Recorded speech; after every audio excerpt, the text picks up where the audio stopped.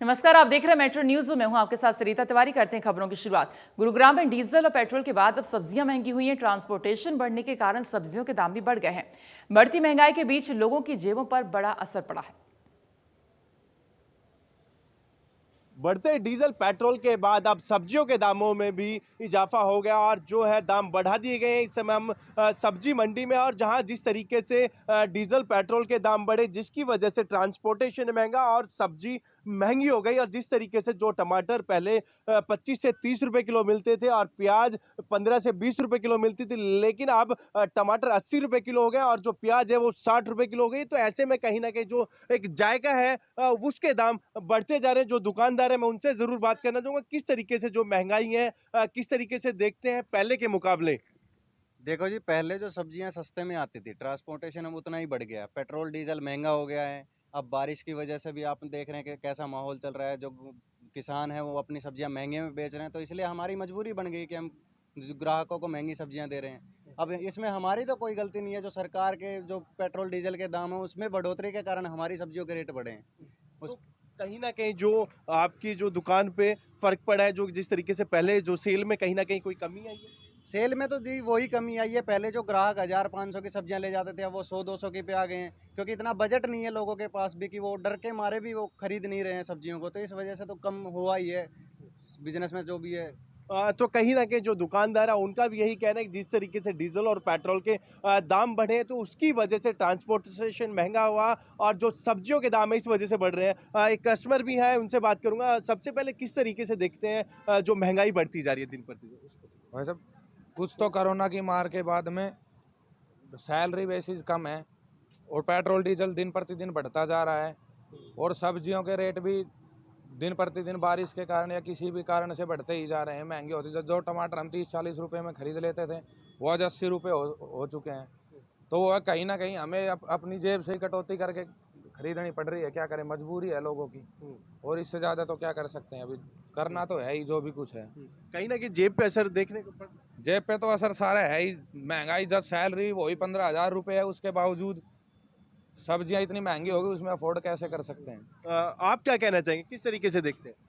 Sir, जो यहाँ 1000 रुपए की सब्जी लेते थे अब 100-200 की सब्जी ले रहे हैं। अब प्रॉब्लम पड़ी रही है, सब्जी महंगी हो रही है। क्या कारण है इसके पीछे।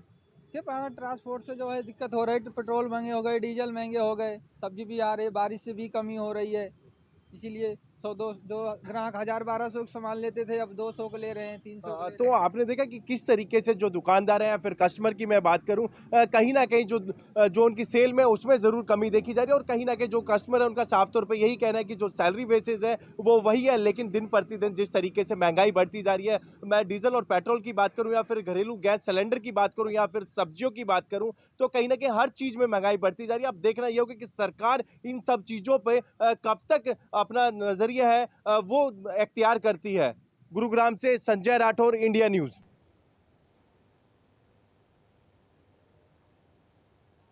वहीं गुरुग्राम सेक्टर 17 की क्राइम यूनिट ने क्रिकेट सट्टेबाजी से जुड़े बड़े नेक्सस का भंडाफोड़ कर 4 लोगों को अरेस्ट कर लिया है, जिसमें से एक लक्ष्मण नाम का क्रिकेट बुकी के तौर पर जाना जाता है। एसीबी क्राइम की माने तो आरोपी के तार उत्तर भारत के बड़े क्रिकेट बुकियों के तौर पर सामने आए हैं।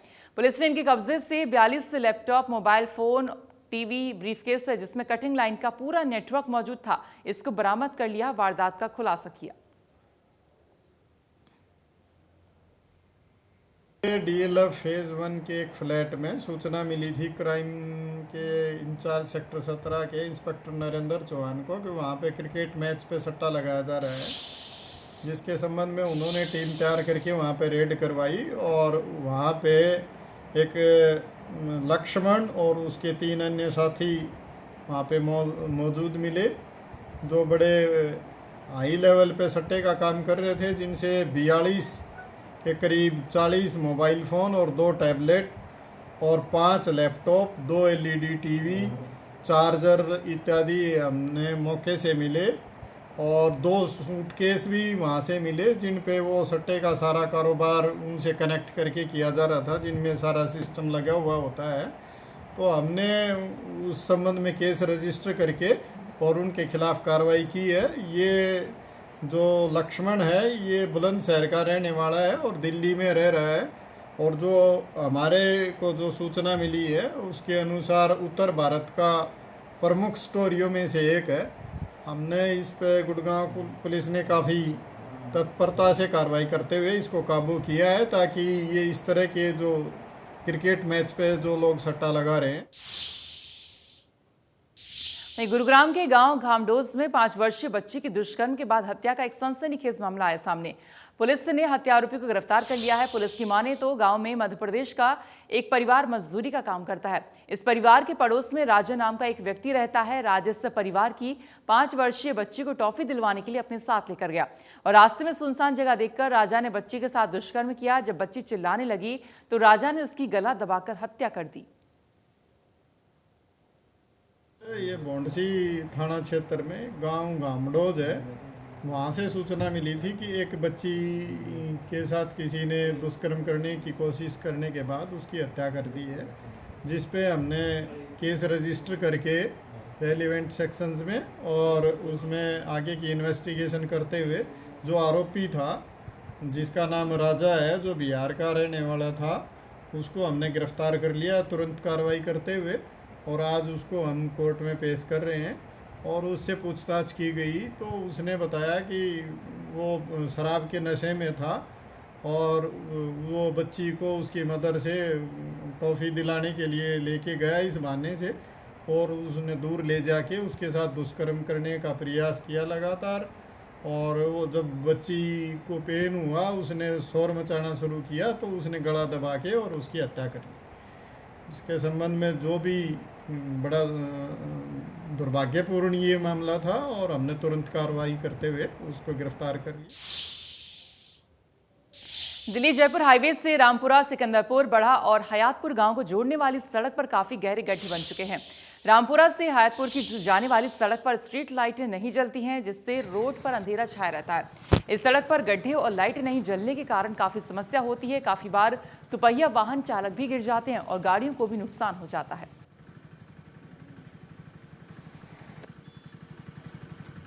देखो, मानेसर नगर निगम में आने के बाद हमें ये थी कि हमारी कम से कम रोड और सीवर की समस्या तो निगम क्षेत्र जहाँ आता है वहाँ सबसे पहले ये मूलभूत सुविधाएं हैं, तो इस पे जोर दे के काम करेगा। लेकिन ये पता नहीं निगम क्षेत्र कहाँ सो रहा है। हालात इस रोड की नहीं, जितने भी रोड हैं हमारे इस क्षेत्र के दायरे में आते, सारे रोडों की व्यवस्था खराब है।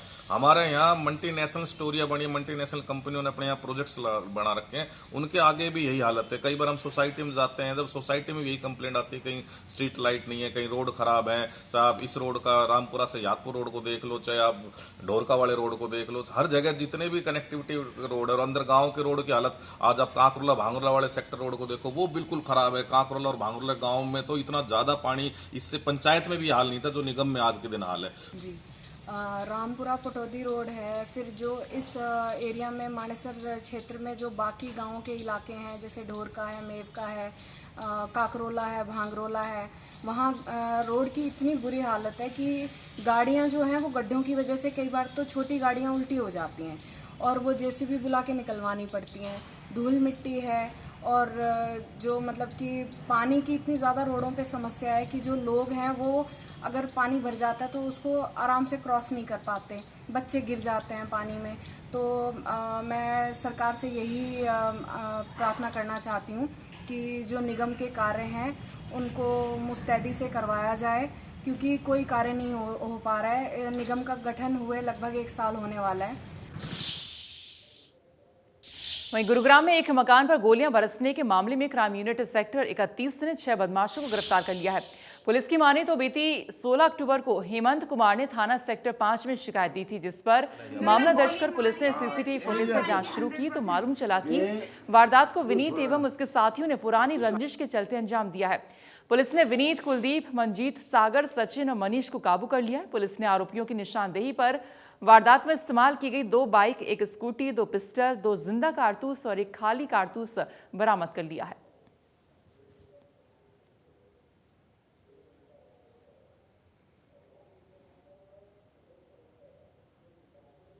गांव में एक हेमंत नाम का व्यक्ति है, जिसके साथ कुछ लोगों ने पहले उसको रोक के पिस्टल दिखाए और धमकाने की कोशिश की, और फिर वो भाग के अपने घर में घुस गया। तो उसके बाद रात को लगभग सुबह 4 बजे के आसपास उसके घर पे CCTV लगे हुए थे, तो वहाँ पे उनके घर पे फायर किए गए, जिसके संबंध में उन्होंने केस दर्ज करवाया सेक्टर 5 पुलिस स्टेशन में। अब हमारी क्राइम टीम सेक्टर 31 ने उसमें कार्रवाई करते हुए उसमें जो 6 लोग शामिल थे उनको हमने गिरफ्तार किए, जिनका नाम मंजीत, सागर, नितिन, कुलदीप, सचिन व मनीष और मन्नू हैं। ये इनसे हमने 4 वेपन बरामद किए, जिनमें 2 पिस्टल और 2 कट्टे हैं। कुछ कार्टेज भी हमने इनसे बरामद किए हैं, 1 स्कूटी और 2 मोटरसाइकिल हमने इनसे बरामद की हैं। सोना के हीरो एजेंसी का शोरूम के स्पेयर पार्ट्स के गोदाम में आग लग गई है। आग लगने से करीब 20 लाख का सामान जलकर स्वाह हो गया।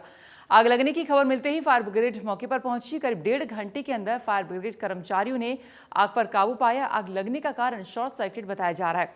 गनीमत ये रही कि इसमें कोई भी हताहत नहीं हुआ है। 5 मिनट पे हमारे पास मैसेज आया कि जो हीरो की बाइक की एजेंसी है उसमें आग लगी हुई है जी। तो हम घटनास्थल पे पहुंचे अपनी टीम को लेकर के। आग का हमने देखा कि आग कौन सी बिल्डिंग में लगी हुई है, वो 2nd फ्लोर पे लगी हुई थी जी। तो हमने अपनी टीम के साथ आग पे कंट्रोल किया और आग को बुझा दिया। करीब कितने का नुकसान बताया जा रहा है? आग में जो पंकज जिंदल जी है वो मौके पे मौजूद थे। वो बता रहे थे कि इसमें जो अपना मेंटेनेंस का पार्ट रखे हुए थे तो लगभग 15-1 लाख रुपए का नुकसान बता रहे थे कि आग लग गई है। तो उसके बाद लड़के उसको देखने भी गए, बुझाने की कोशिश करी, लेकिन उन्होंने फायर ब्रिगेड को फिर फोन कर दिया। तो इतने फायर ब्रिगेड आ गई, तो उन्होंने करीब 1 से 1.5 घंटे में आग पे काबू पाया। तो क्या था, कहाँ पर आग लगी और करीब कितना नुकसान हुआ इसमें? ये मेरा स्पेयर पार्ट्स का गोडाउन था, उसमें आग लग गई थी। तो करीब 20 लाख रुपए के आसपास का उसमें स्पेयर पार्ट्स था, जिसमें जो नुकसान हुआ उसमें। करीब कितने घंटे में यहाँ पे पुलिस पहुंची, कितने घंटे में काबू पाया आग पे इसमें? 1-1.25 घंटा लगा। और यहाँ पर वक्त एक ब्रेक का है। जब लौटेंगे आप देखते रहिए इंडिया न्यूज।